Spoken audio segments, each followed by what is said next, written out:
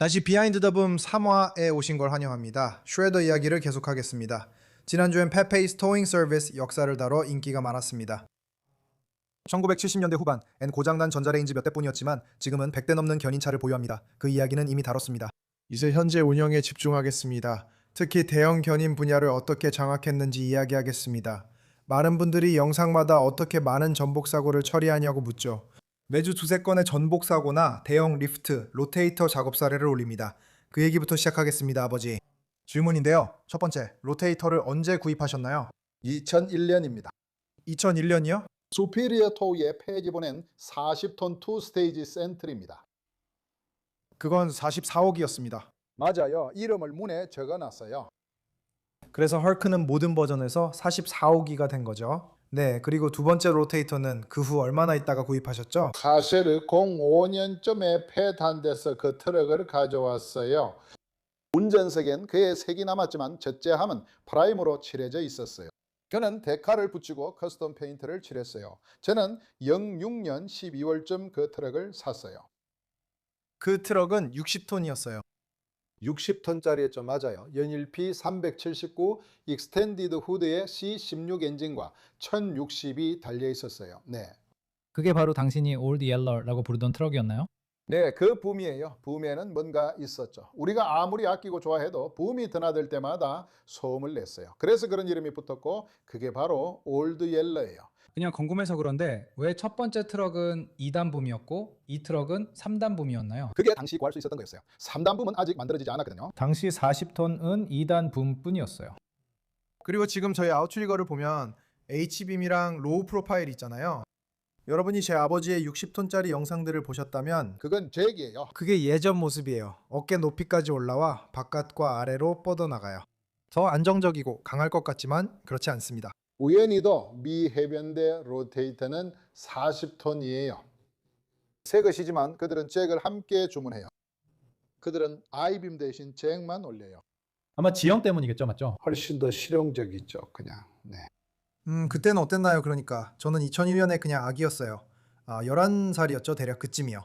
그때 일의 양은 어땠나요? 지금은 LX가 매일 밖에 나가 있는 걸로 알고 있거든요. 그때는 훨씬 더 많이 견인했어요. 트럭도 더 적었고요. 그래서 그 트럭은 진짜 일꾼이었죠. 항상 견인했어요. 늘 견인만 했죠. 그리고 우리가 요청하거나 필요할 때면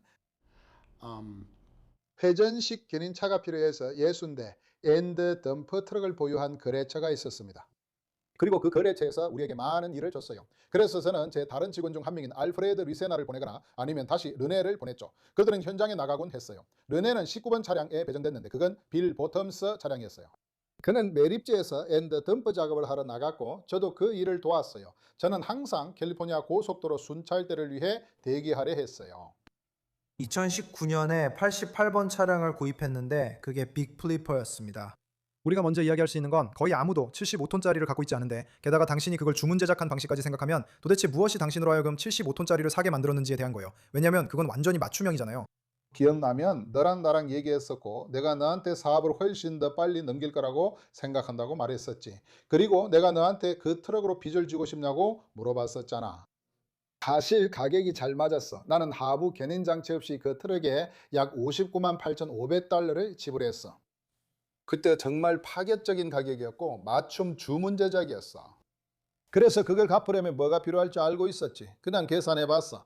나는 항상 여기서 수요와 공급에 따라 움직여야 한다는 걸 배웠어. 그래서 내가 그 트럭을 제대로 쓸 수 없을 것 같으면 절대 사지 않아. 정당화할 수 없으니까. 구매를 정당화해야 하니까. 그리고 언더리프트도 없고 위생차용 축도 없어요. 그래서 그 트럭은 저를 위해 특별히 주문된 거였어요. 그리고 저는 제 견인 일은 끝났다는 걸 이미 그때 2019년에 알고 있었죠. 그리고 저는 이미 견인 일을 훨씬 덜 하기로 계획했었어요. 그냥 현장에 나가서 사고 차량 처리만 하려고 했죠. 그리고 결국 그걸 포기했어요. 언젠가 그게 필요할 수도 있다고 말했던 게 기억나요. 만약 필요하다면 저희에게는 다른 언더리프트 장비들이 몇 대 더 있으니까요. 그래서 그건 문제가 되지 않았어요. 저희가 그걸 필요로 했던 적은 한 번도 없었던 것 같아요. 아니요, 저는 한 번도 그런 적이 없어요.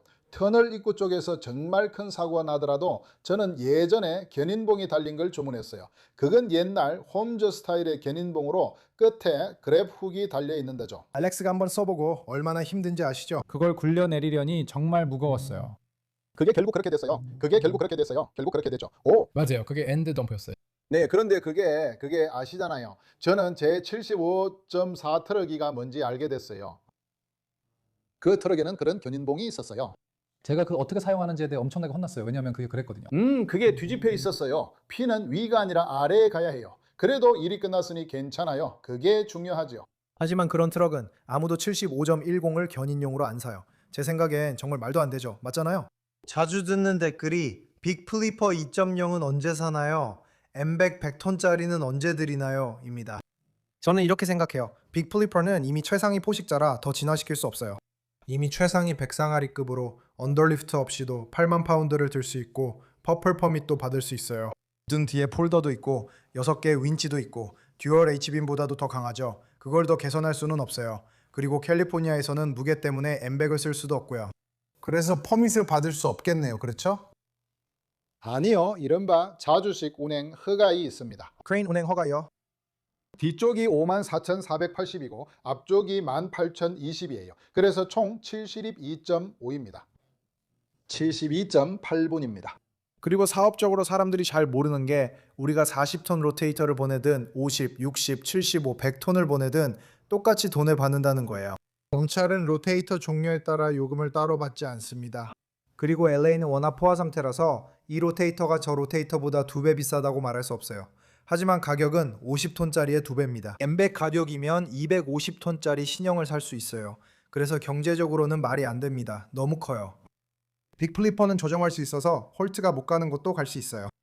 그래서 이제 어떻게 되냐면 새로운 소유주들은 이제 실용적인 용도로 가야 해요. 정말 소중한 친구였던 조 곤잘레스. 하느님이 그의 영혼을 편히 쉬게 하시게. 아, 그래요. 그리고 들어있어.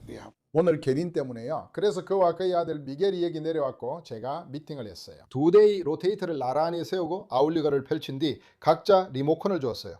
제가 가봐야겠다고 하자 그들이 붐을 돌렸어요. 그가 구입을 고민하고 있었기 때문이에요.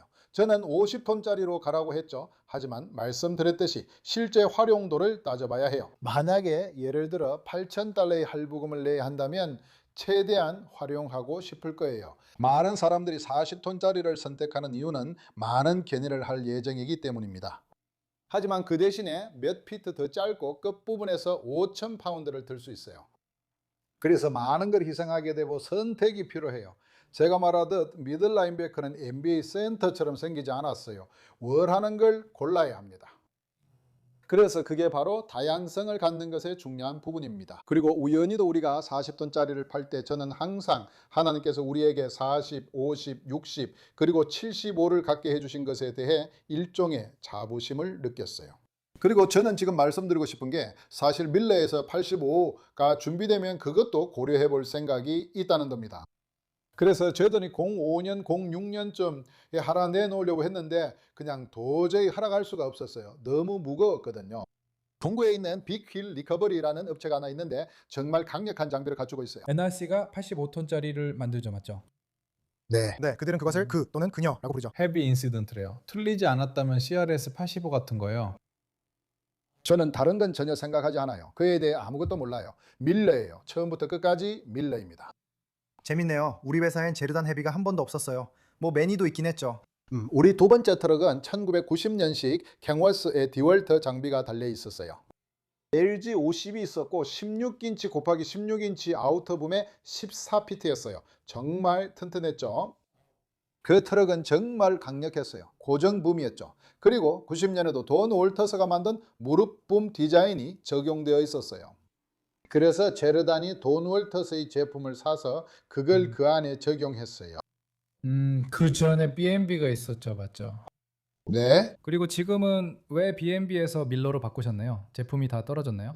아니에요. 왜냐하면 빌 바텀스 트럭은 모두 맞춤 주문이라는 걸 모두가 알잖아요. 그러니까 거기 가면 빌 바텀스랑 같이 다니는 거죠. 그는 챌린저를 시작했고 시그니처 시리즈로 갔어요. 빌 바텀스와 B&B도 있었습니다. 그리고 그는 항상 뭔가를 쫓아다니면서 이름을 바꿔야 했어요. 하지만 그의 고객인 짐 케이티, 10 웨스트의 짐 케이티는 굳건한 지지자였죠. 그는 그에게서 5축 85톤짜리를 샀어요. 그리고 그건 토우바가 있었고 언더리프트는 없었죠. 앞서의 찰리는 LA에 최초의 진전한 100톤 로테이터를 들여왔어요. 맞아요. 정말 작고 정말 작았죠. 그게 앞쪽 아웃트리거 맞죠? 네, 정말 이상한 소리였고 저는 패대기에 트럭을 사기 시작했어요. 그리고 한 대를 데리고 나니 같은 제품으로 계속 가는 게 쉬웠어요. 이미 다 준비되어 있었으니까요. 저는 항상 위에 달린 7개 조명, 필터 라이트, 보라색 허가증을 언급했어요. 처음에 첫 번째 로테이터를 받고 나서 그 다음에는 저희가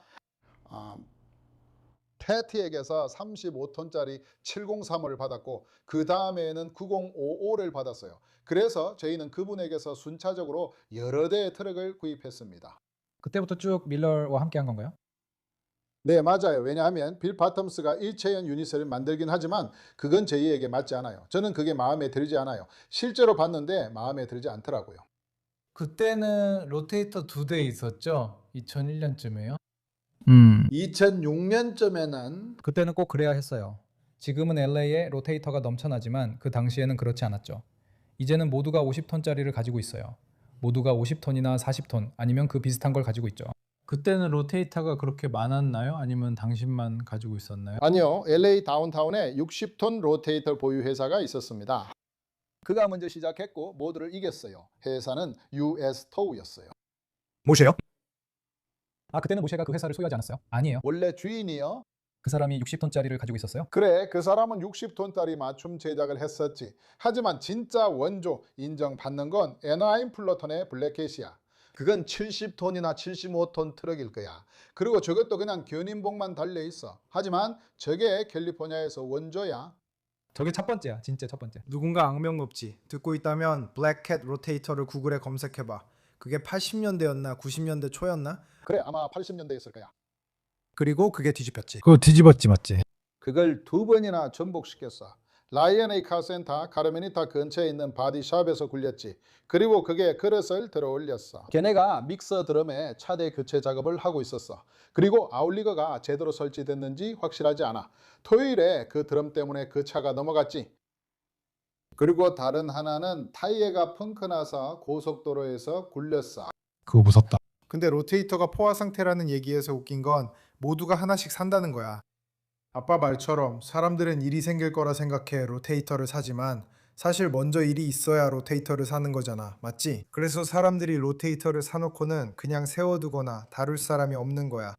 그래서 그 사람들이 로테이터를 보내는데 인스타그램에서 그런 장면을 자주 봐. 출동은 하지만 뭘 해야 할지 몰라서 다들 힘들어하고 90%는 뭐든 그냥 뒤로 갖다 대기만 해. 우리 지역 사람들은 이유는 모르지만 로테이터로 옆에서 작업을 못해. 그래서 나는 그게 그냥 웃겨. 60만, 70만, 80만, 90만 달러 나 하는 장비를 사놓고 그걸 제대로 다룰 줄 아는 사람이 없다는 거지. 그래서 원래는 사양의 일부에 완전히 접힌 상태라는 식의 미신 같은 게 있었어. 50톤 로테이터라면 10만을 줬지. 완전히 펼쳤을 때 5만 옆으로는 25,233 줬어. 결국 3분의 1만 준 거지. 그래서 항상 큰 여유분을 원했던 거야. 아웃트리거가 뜨기 시작하면 바로 내려라고 하는 회사를 몇 군데 알아. 그 사람들은 진자가 넘어가서 트럭까지 넘어뜨릴 거라고 생각해. 나는 시티 테라스에서 NRC와 함께 처리한 일이 있었는데 노스 할리우드에서 도로 가장다리 밖으로 40피트쯤 떨어진 완전히 적재된 콘크리트 믹서 트럭을 다루는 일이었어. 그 신사는 주차된 차를 피해 가려고 했는데 공간이 충분하지 않았어. 아마 15피트도 안 되는 공간이었고 그는 완전히 통제력을 잃었지. 그리고 시티 테라스가 보험 때문에 거기에 왔어. 어쨌든 내가 그걸 끌어올릴 때 내 트럭은 내내 아마 20도 정도 기울어져 있었지. 내내 나는 그냥 기울어진 상태였고 완전히 수축된 상태로 60도 각도였어. 그래서 내가 두려워하지 않았던 건 무슨 일이 있어도 내 트럭이 뒤집히지 않고 그냥 떨어질 거라 생각했기 때문이야. 다시 말해서 체인이 끊기거나 뭔가 문제가 생기면 트럭이 이쪽으로 다시 돌아갈 거라는 거지. 그게 안전하다고 말할 수는 없지만 기울어질 위험은 없었어. 트럭이 뒤집힐 것 같지는 않았거든. 이제 우리가 그걸 들어 올렸을 때 그건 내 책임이었어. 나는 뒷부분을 잡았고 그걸 돌려야 했어. 그리고 그 모든 게 공중에서 허공에서 이루어졌지. 그리고 나는 기억해. 그때 내가 늙은 것 같았어. 그게 기억나. 흰 머리카락이 막 돋아나는 거 기억나? 정말 힘든 날이었지. 그걸 바로 세우는 건 정말 힘들었어. 왜냐하면 나 같은 조작자는 그걸 작업할 수 있는 시간이 정해져 있거든. 그리고 나는 그냥 알잖아. 그게 어떻게 되는지 지켜보는 거야. 내 인생에서 항상 느끼는 건 잘못될 수 있다면 반드시 잘못된다는 거지. 그래서 내 장비로 우리는 5, 8인치짜리를 사용하고 있었어. 내가 가진 가장 큰 장비를 썼고 모든 걸 2번씩 확인했지. 근데 맞아. 내가 말했듯이 그 모든 게 공중에서 이루어졌어. 그리고 나서 우리가 그걸 옮겼지. 왜냐하면 그게 언덕을 칠 뻔했거든. 그래서 그건 정말 아찔한 상황이었어. 그런 일이 여러 번 있었지. 나는 그 상황이 있었고 그건 최근 일이었어. 아주 최근 일이었지. 그게 웃긴 점인데 진담이야. 아마 네가 유튜브로 이걸 보고 있다면 내가 사진 몇 장 올릴 거야. 하지만 언덕에 있는 좁은 길로 들어서자마자 루벤이 그걸 끝까지 끌고 내려와야 했어. 거리가 좁고 양쪽에 차가 있어 돌릴 수 없어서 우리 아버지가 따라갈 수밖에 없었어. 매번 코너가 나오면 아버지는 뒷부분을 들어 옆으로 옮기고 내려놓은 뒤에야 계속 갈 수 있었어. 우리가 내려갈 때까지 그걸 몇 번이나 반복했는지 모르겠어. 그게 바로 회전식 견인 트럭이 꼭 필요한 상황의 완벽한 예시야. 다른 건 안 맞았지. 이제 루벤은 그냥 두고 가도 됐을 거야. 루벤 주니어가 있었으니까. 그리고 나서 길을 따라 내려가서 자기 일체형 견인 트럭 한 대를 배치했지. 하지만 그는 연결하기로 했고 트럭 앞부분도 충분히 끌 수 있었다. 그리고 나서 그런데 조슈아가 방향을 바꾸려고 할 때 그가 맞았어. 왜냐하면 나는 이미 뒤를 보고 있었거든. 그래서 나는 매번 옆으로 살짝 움직였고 그 다음에 연결을 풀었지. 그리고 내가 모든 장비를 설치하고 그가 내려갔을 때쯤에는 이제 그는 들어 올릴 수가 없었어. 그래서 나는 내 장비랑 이런 것들을 그냥 걸어둔 채로 두었지. 내가 그걸 챙겨서 그를 위해 옆으로 옮겨줄 거라는 걸 알고 있었으니까. 그게 그거였나? 네가 해본 일 중에 가장 힘든 일이었어? 그래서 무선 리모컨을 가지고 나는 빠진 백호를 꺼내러 갔었어. 아니면 고객이 내게 거대한 나무 줄기를 끌어올려 달라고 했던 것 같아. 그때 나는 목장에 40톤짜리를 가지고 있었고 케이블을 당기고 있었어. 고객들이 내 옆에 있었는데 뭔가가 나를 멈추게 했고 그래서 보니 내 트럭이 보였어. 아마 트럭을 40도로 공중에 띄워놨던 것 같아. 무슨 일이 있었냐면 나는 윈치를 당기고 있었고 리모컨도 잘 알고 있었어. 그건 예전 일이었지. 바로 이 리모컨이었어. 그리고 2개가 있었지. 여기 있는 이건 언더리프트를 접는 용도였지만 똑같은 게 하나 더 있었어. 2개였지. 그리고 나는 노테이터 본체 전용으로 하나를 가지고 있었어. 그리고 사실 페이지 그 리모컨에서 시계 방향, 반시계 방향 회전 기능을 분리해놨어. 어느 날 그가 호출을 받아 장비를 설치하다가 소리를 듣고 쳐다봤다. 그리고 부음이 전선관이 젖어서 원형 회전이 작동한 것 같아. 그래서 그날 이후로 팻이 그걸 분리했고 우리는 그 기능을 쓸 수 없었어. 그것도 무서운 경험이었지. 그러니까 내가 힘들었다고 말할 때 가끔은 우리 모두에게 나쁜 일이 일어날 뻔한 순간에 우리를 지켜주는 천사가 있다고 생각해. 정말 힘든 날에는 말이야. 32피트 아래로 떨어질 뻔한 콘크리트 믹서 트럭 작업은 정말 까다로웠어. 그래서 내 부하에게 전화해 그가 들어 올릴 때 나는 거리에서 해야 했어. 나는 옆을 잡고 그는 그걸 당길 예정이었어.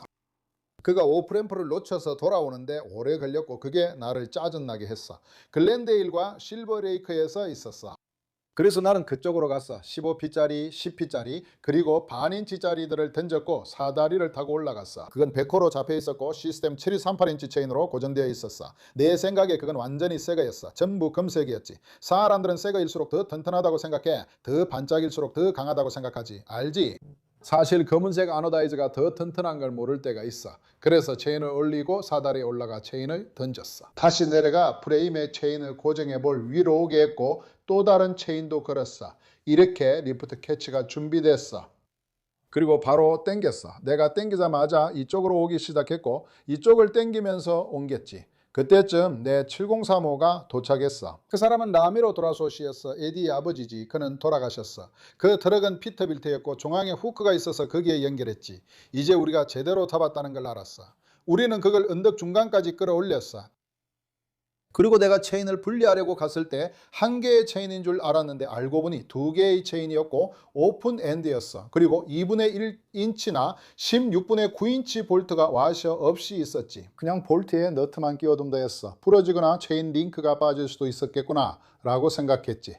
그래서 와셔가 필요했던데 와셔가 있으면 체인을 감쌌을 텐데.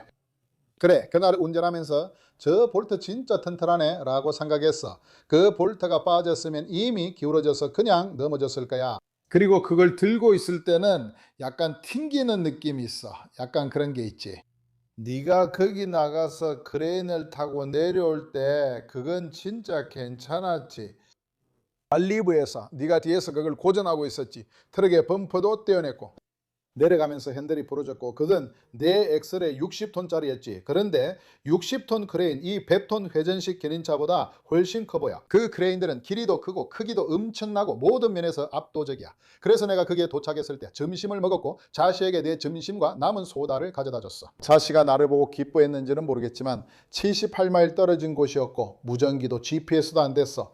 게다가 거의 1000피트 절벽이었지. 그때가 밤이었거든 친구야. 불도 없고 아무것도 없는 구불구불한 도로였어. 나는 그때 플러드라이트를 본 게 기억나. 막다른 길에서는 항상 돌아서 나갈 수 있을까? 어디로 가야 하지? 같은 생각이 들고 출구를 찾게 돼. 항상 그렇잖아. 덫에 갇히기 싫으니까. 그리고 가까이 갔을 때 T자 모양으로 3점 회전할 공간이 있었던 게 기억나? 하지만 나는 그가 있던 곳까지 완전히 올라갔어. 그리고 그들은 거기서 한 5피트 정도 떨어져 있었는데 그가 조양 칼럼을 부러뜨린 흔적이 보였어. 그래서 나는 차를 돌려서 조금씩 움직여 그쪽으로 가져갔어. 그리고 하부에서 받쳐들었어. 크레인을 통째로 들어 올리면 안 되고 비포장 도로에서는 미끄러지기만 해. 그래서 적당히 높이만 들어 올렸어. 그리고 나서 조슈아가 그걸 잡아줬고 우리는 시속 1에서 2마일 정도로 천천히 끝까지 내려갔어. 많은 경우 힘보다 섬세함이 더 중요해. 약간의 미적분과 물리학 등 여러 요소가 필요하지. 섬세함은 확실히 필요하지. 알렉스, 네가 생각하는 가장 힘들었던 드롭이나 가장 위험했던 드롭은 뭐야? 여기 있었던 짧은 시간 동안. 맞아. 내가 늘 말하듯 가장 힘들었던 건 오일 드릴러였던 것 같아. 모든 게 그렇잖아, 알지? 적어도 나한테는 모든 게 다 배움의 경험이야. 그게 옆으로 떨어진 그거야? 이거 락? 있잖아요. 제가 한마디 하고 싶어요. 가끔은 우리가 일을 더 어렵게 만들기도 해요. 210번 도로에서 우유 탱크로리 사고가 있었어요. 제가 거기로 갔을 때 5명이 함께 갔어요. 우리에겐 5명 정도 있었고 트럭도 3대 정도 있었어요. 호건을 위해 말하자면 전복된 우유 탱크였고 내용물의 약 5분의 1만 남아 있었어요. 우리 갤런당 8.3파운드로 가장 밀도가 높은 액체잖아요. 우유는 6이나 7 정도 될 수 있어요. 연료처럼 상황에 따라 달라요. 어쨌든 그래서 제가 운전자에게 말했죠. 이번 건 쉬울 거예요. 그래서 우리가 탱크를 바로 세울 때 하는 일 중 하나가 있는데 하나 사보려 했는데 맞지 않았죠. 옷걸이 아이디어를 사용하는 건데 4 곱하기 6 목재나 2개를 번지 코드로 묶어서 고정하는 거예요. 그러면 그게 탱크를 바로 세우고 매달 수 있죠. 모든 걸 다 할 수 있습니다. 그게 리프트 캐치입니다. 배프를 한 지점만 걸면 되죠. 모든 게 맞으면요. 그래서 우리는 탱크를 위해 거기에 4 곱하기 6 목재 2개를 놓았어요. 그리고 트랙대에 매달았죠. 그리고 거기 있던 제 기사에게 체인을 연결하라고 했습니다. 그리고 저는 이렇게 했어요. 이 말은 여기서 5칸 올리면 저쪽도 5칸 올리라는 뜻이죠. 그게 가장 튼튼한 부분입니다. 그런데 그는 2개의 그래북을 맞대 걸었어요. 그래퍼게 거죠. 그리고 그 정도의 힘으로 저는 그때 현장에 있던 중위가 생각나요. 그분은 좀 드문 유형이었죠. 제가 세어보니 채널 2, 4, 5, 7, 9, 11, 13이었고 중위가 그에게 뒤로 물러서 라고 했던 게 기억나요. 그래서 저는 거기를 막 지나쳤고 한 4, 7초쯤 뒤에 레버를 당겼어요. 도르래 블럭이었죠. 그리고 나서 들었는데 슬픈 점은 그걸 들었을 때 만약 그게 저를 죽였더라면 저는 절대 알지 못했을 거예요. 왜냐하면 그 소리를 들었을 때 저는 반대편에서 들었거든요. 그래퍼 2개 걸고 윈치 돌리다 갑자기 쾅. 뭔가 소리 들었어? 그 소리 들었을 때 내 렌치가 튕겼어. 그건 존슨 고네보 12톤 도르래 블럭이었지. 그땐 지금 알루미늄 제품 안 썼어. 스타검스 맞아. 그건 아마 78파운드쯤 될 거고 상황에 따라 달라. 곤빌은 스웨덴 회사 맞지? 그래, 예전엔 존슨이 있었고 그 다음엔 고니보가 있었지. 그리고 그들은 합병하는 법을 배웠어. 하지만 그건 슬리퍼에 있었고 내가 기억하는 모든 KO는 감기에 있었어. 사람들이 그가 케이블을 끊었다고 했지. 그가 케이블을 끊어버렸어. 어쨌든 내가 거기 내려갔을 때 나는 나무를 부셨다고 말했어. 그걸 절대 하지 말았어야 했는데. 그리고 내가 봤을 때 나는 흑연을 봤어. 집게고리가 그냥 곱게 펴져 있는 데를 봤지. 귀가 찢겨 나갔어. 그래서 나는 그걸 잊지 않았어. 그러니까 그거 완전히 하중에 걸려 있었던 거지, 맞지? 아니 그건 부분적으로만 하중에 걸려 있었어. 하지만 그게 아니야. 그냥 집게 갈고리였어. 그걸 잡을 만큼 물릴 만큼 두께가 충분하지 않았거든. 그건 100만 년이 지나도 절대 못 버텼을 거야. 그건 그런 용도가 아니야. 그리고 우리는 실력 테스트에서 내가 누구와 있든 릭 마스터든 CTTA 6단계든 아니면 노테이터 수업이든 항상 링크에 걸어야 한다는 걸 배웠지. 우린 모두 프레임에 걸고 이제 다들 그렇게 할 거야. 밀러는 그래프혹도 있어. 하지만 이건 네가 아무리 잘하든 아니면 네가 얼마나 잘한다고 생각하든 사고는 우리 모두에게 일어난다는 걸 보여주는 거야. 우리 모두에게 말이야. 너도 방심할 수 있어. 그게 가장 중요한 이유라고 생각해. 난 종종 건방지다는 말을 듣지만 머릿속엔 늘 그 생각이 있어. 언제든지 내가 샤크를 잘못 걸거나 너무 옆으로 힘을 줬을 수도 있고 아니면 뭔가 위험한 행동을 했을 수도 있다는 거지. 우리 업계에선 그런 일로 모든 게 한순간에 끝나. 이런 일은 항상 있어. 거의 6, 7일에 한 번꼴로 견인차 운전사가 목숨을 잃어. 대부분은 고속도로 옆에서 차량을 처리하다가 그런 일이 생기는 거지. 하지만 우리는 직접적으로 장비 설치 작업 중에 목숨을 잃은 몇몇 사람들을 알고 있어. 이 일은 정말 위험한 분야야. 그런데도 이상하게 우리는 이 일에 끌리는 거지. 누군가는 그 장비 밑이나 견인 대상 차량 밑에 들어가서 장비를 설치해야 하잖아. 그리고 가끔은 항상 기억나. 지금 생각하면 실수라고 할 수도 있고 확실히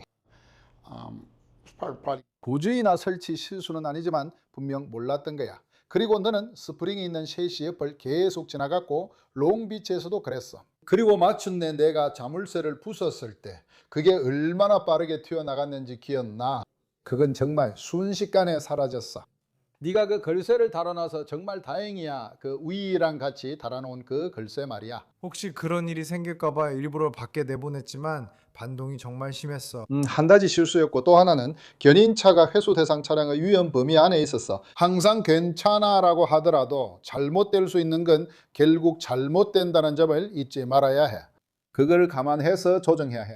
그래서 맨 리포트나 버킷 리포트 같은 데서 일하는 사람들은 항상 하레스, 헬멧 같은 온갖 안전장비를 착용하는 거야. 그 사람들이 그런 장비를 쓰는 이유가 바로 그런 환경에서 일하기 때문이지. 내가 크레인 자격증 땄을 때 있었던 일인데 너희는 이 얘기 믿기 힘들 거야. 하지만 크레인에서 사람을 들어 올리는 케이블의 비율은 건설 현장처럼 사람을 들어 올리는 크레인의 경우에는 그 비율이 다르거든. 엘리베이터 같은 바스켓은 100대 1이야. 100일. 그래 우리 트럭이나 그런 데서 볼 수 있는 4대 1이 아니야. 체인 같은 것들 말이지. 그리고 그게 또 하나 있어. 능력 시험에서 절대 파단 간도를 기준으로 하지 말라고 해. 작업 하중을 기준으로 해야 해. 그래서 우리 LA 카운티 소방국이랑 LA시 소방국은 18,000파운드짜리 뭔가가 있으면 체인 2개를 써. 신경 안 써. 그냥 체인 2개를 써.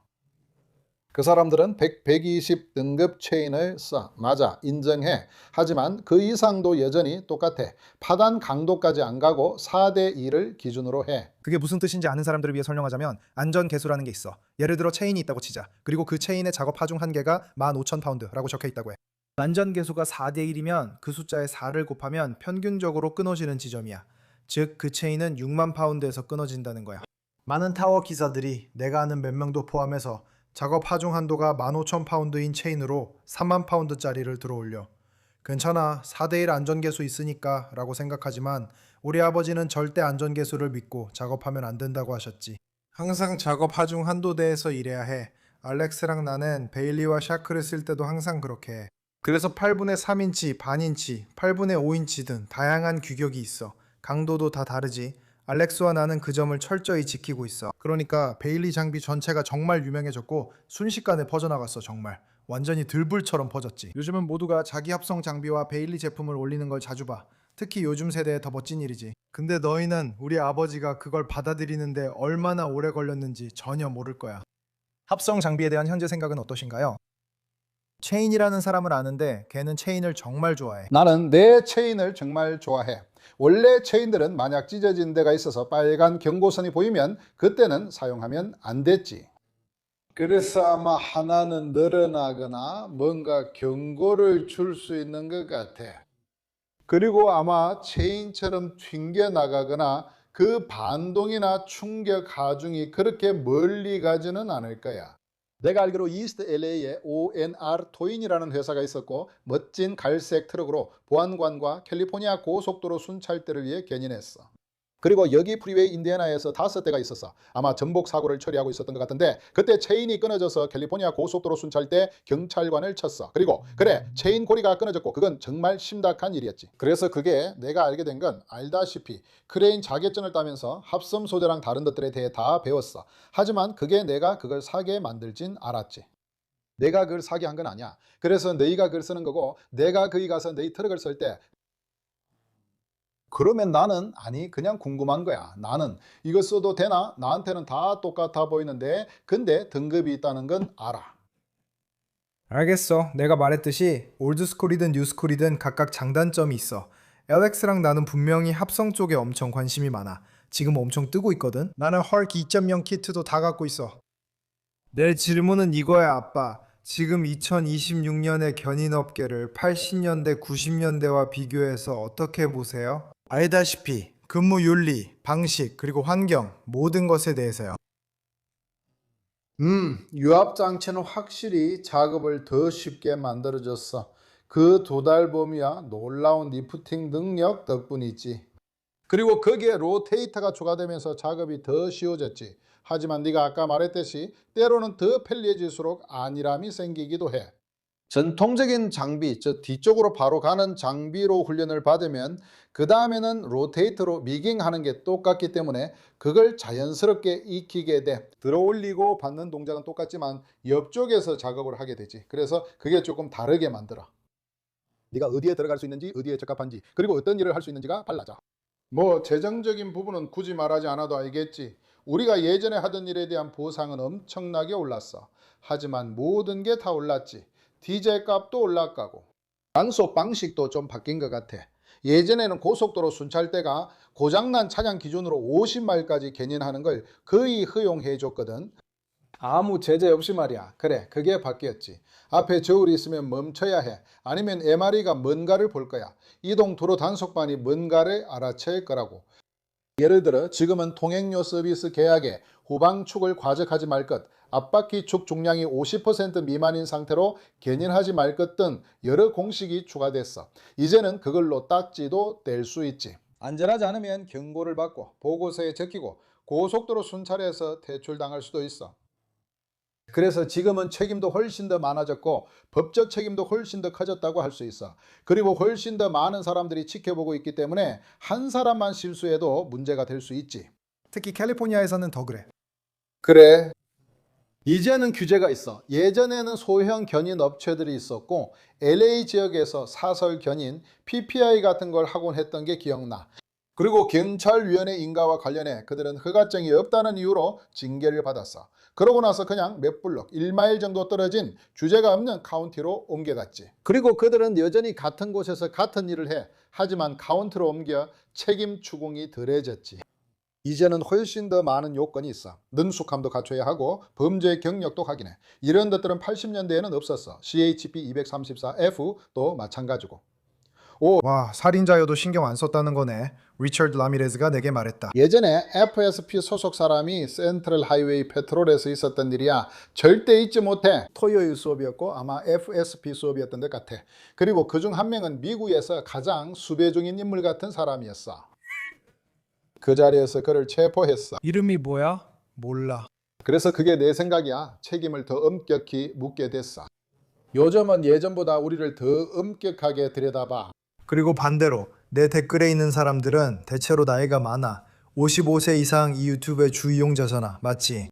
댓글 중엔 내가 젊었을 땐 예전 드라이버들이 더 나았다고 말하는 사람들이 있어. 근데 왜 요즘 사고가 더 자주 나? 나는 그때 없었지만 너는 있었잖아. 그때도 지금처럼 이렇게 많은 사고와 전복이 있었어? 그러니까 인구 증가도 있고 알잖아. 모두가 훨씬 더. 맞아요. 지금은 예전보다 훨씬 더 밀집되어 있죠. 예전에는 트럭 100대 중 1대가 전복됐다면 지금은 1000대 중 10대가 전복되는 거예요. 문제가 있었던 거죠. 저는 게리 너트러브와 컨티넨탈에서 드래그 너트 문제로 출동했던 일이 기억납니다. 그 일은 벤디니의 710번 도로에서 발생했어요. 그리고 게리는 트레일러에 멍청한 에어 서스펜션이 싫다고 했어요. 트레일러가 돌 때 에어 서스펜션이 흔들림을 보정해서 그렇다고요. 예를 들어 핸드릭슨과 비교하면 그게 더 흔들린다는 거죠. 쓰레기 트럭을 견인하는 사람들은 그 아이빔에 익숙하죠. 정말 튼튼한 부품이에요. 네, 엄청나게 크죠. 네, 리프 스프링도 없고 에어백도 없고 아무것도 없어요. 켄워스에는 에어백이 8개 달린 시스템이 있는데 저는 그걸 별로 좋아하지 않아요. 그래서 트럭이 더 많이 움직일 수 있고 좀 더 흔들릴 수 있게 되죠. 네, 그게 한 가지 포인트입니다.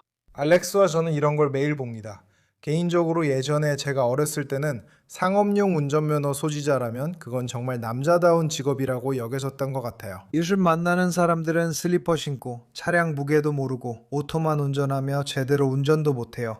우리는 늘 펜스키 트럭을 견인하죠. 좋은 차량을 줘도 자동 변속기가 아니라서 운전자가 거부하더라고요. 저도 운전자질이 예전보다 나빠진 것 같아요. 저는 36살이고 경험이 많지 않은데 요즘 운전자들 어떻게 보시나요? 그거 알아요? 그때는 일반적으로 견인차 기사나 그냥 운전자들이 부츠 신고 바지 입고 체크무늬 셔츠 같은 걸 입었죠. 그리고 그게 일종의 유니폼이었어요.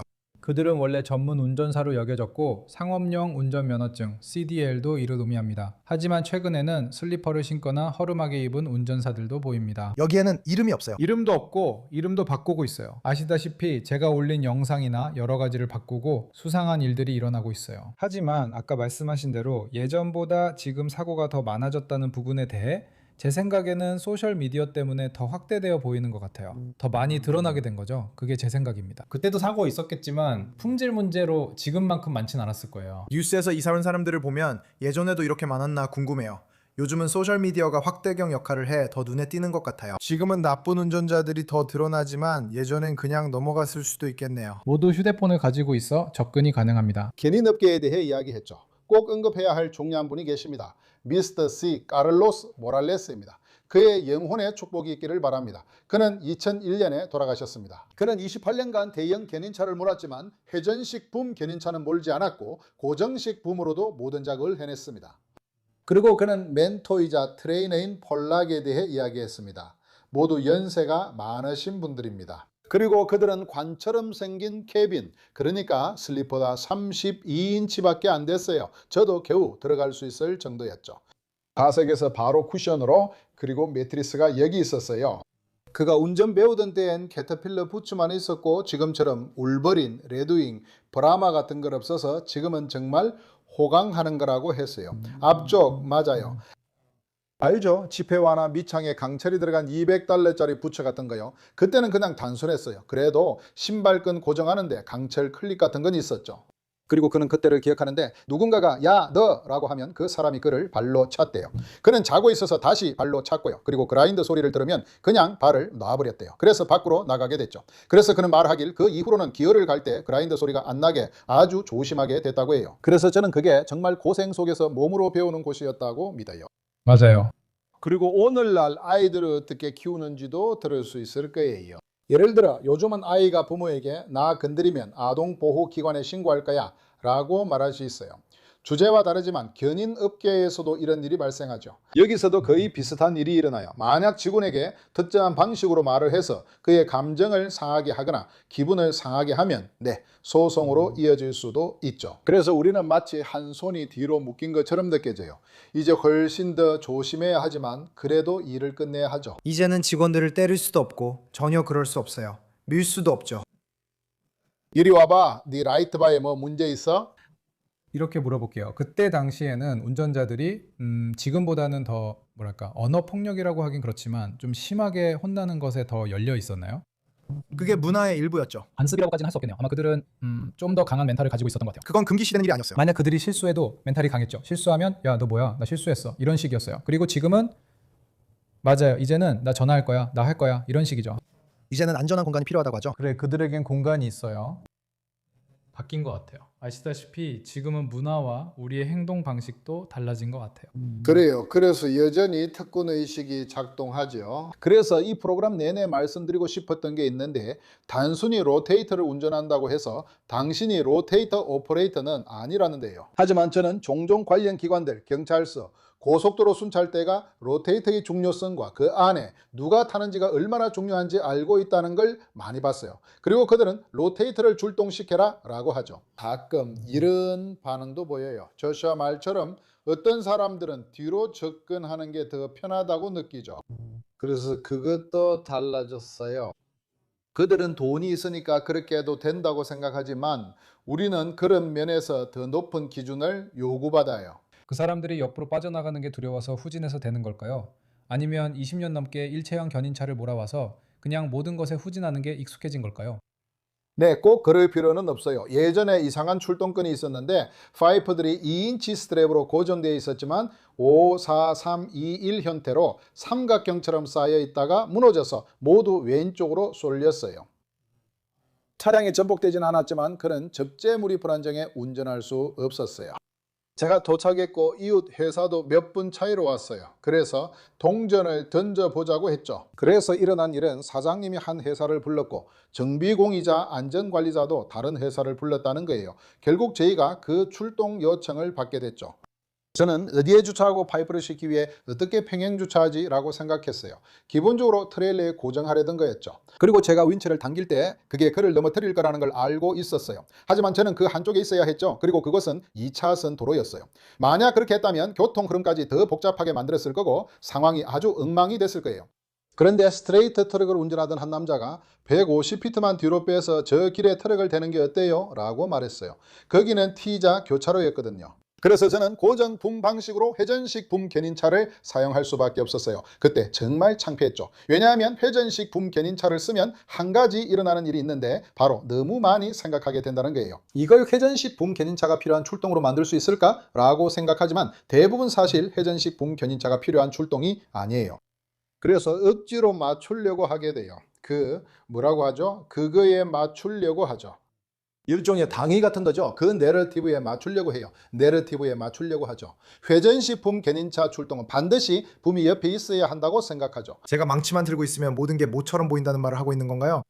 네, 주제에서 벗어나서 말하자면 회전식 붐 견인차의 또 다른 장점은 붐을 앞으로 향하게 할 수 있다는 점이에요. 이 소방차들 중 일부는 사다리가 앞쪽에 있고 콘크리트 펌프나 진공 트럭, 그리고 다양한 트럭들, 크레인, 4인 트럭들도 붐이 앞을 향하도록 장착되어 있어요. 우리는 트럭의 맞춤형 장비에 대해 이야기하고 있었어요. 그리고 저는 여전히 접이식 라이트바 브레이켓을 달아요. 양쪽에 있는 잠금 장치를 해제하면 라이트바를 180도 앞으로 접을 수 있어서 라이트바가 내려가고 붐도 조금 더 낮게 내릴 수 있어요. 조금 더 낮게요. 네, 그래서 그게 로테이터에서는 큰 장점이죠. 네, 최소한이죠. 네, 그거 정말 맞네요. 특히 자동차가 있고 가능한 한 낮게 플랫베드에 올려야 할 때 그게 이점을 줍니다. 그리고 여기에 대해 한 가지 말씀드리고 싶어요. 아마 거의 언급된 적이 없을 겁니다. 2020년에 제가 조슈아의 트럭을 받았을 때 붐을 앞쪽으로 돌렸어요. 그리고 이런 게 있잖아요. 아, 나는 프론트로더나 아주 무거운 짐을 뒤에서 견인할 거야 라는 생각이요. 그리고 그걸 들어 올릴 수 있어요. 저도 카운터웨이트 때문에 로테이터를 가진 몇몇 사람들을 아는데 그 사람들은 4만 파운드 전체를 그냥 들어 올립니다. 제가 5만 5천 파운드 얘기했죠. 그들은 뒤에서 쓰레기 트럭을 견인해 갑니다. 그래서 제가 조슈아의 트럭을 테스트했을 때 앞쪽이 900파운드 더 나갔어요. 그러니까 지금 제 팔만 이해하셔야 해요. 어디에 두던 힘은 여기서 나옵니다. 이게 바로 회전 부위예요.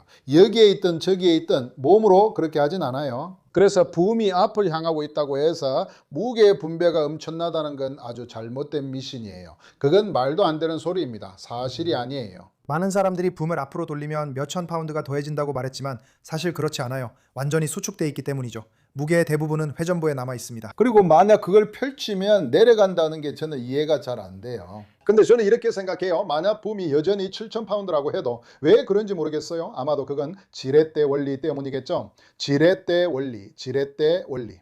맞아요. 브레이커바처럼요. 브레이커바가 길수록 그 지점에서 더 많은 터크가 생기죠. 아, 이런 얘기는 접어두고 터크가 뭐야? 너 부셔버릴 거야. 너를 걷어차 버릴 거야. 그래서 저한테 효과가 있었던 몇 가지 공식들을 공유하자면 한 3개, 4개 정도밖에 없어요. 제가 아까 물무게가 8.3파운드라고 했죠. 그냥 반올림해서 생각하면 돼요. 5,000갤런이 있어도 어렵게 생각할 필요 없죠. 5,000갤런이 별거 아니라고 느끼는 건 갤런을 파운드로 착각해서 그래요. 하지만 만약 그게 연료라면 6.7파운드나 뭐 그 정도 되겠죠. 그냥 다 오일이라고 해도 7파운드라고 생각하면 돼요. 이제 35,000파운드가 됩니다. 하지만 그는 5,000이라고 했어요. 그러면 하게 되죠. 차체 바닥이 걸쳐 떠 있거나 들어 올려 돌려야 하면 틀은 무게도 더해져요. 그게 바로 액체 출렁임입니다. 그리고 운동 마찰력은 정지 마찰력의 정확히 절반입니다. 무언가 끼었을 때 제 사람들이 올라가 당기면 트럭이 자주 기울었어요. 그때 저는 비켜 내가 할게 라며 직접 붙잡았죠.